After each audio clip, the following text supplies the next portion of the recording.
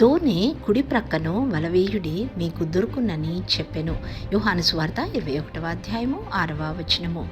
ప్రియ సహోదరి సహోదరుడా, యేసయ్య శిష్యులు క్రీస్తు ప్రభువారు శిలువ మరణం తర్వాత తిరిగి తమ వృత్తి అయిన జాలరి పనికి వెళ్ళారు.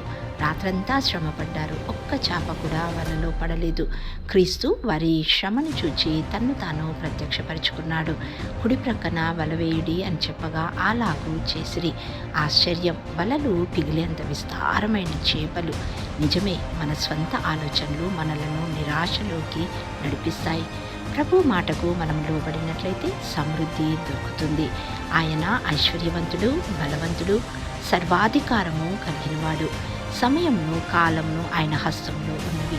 నీవు ఆయన్ని ఆశ్రయించినట్లయితే నీ కన్నీరు తుడిచి నీవు ఊహించని మేలులతో నిన్ను ఆదరిస్తాడు.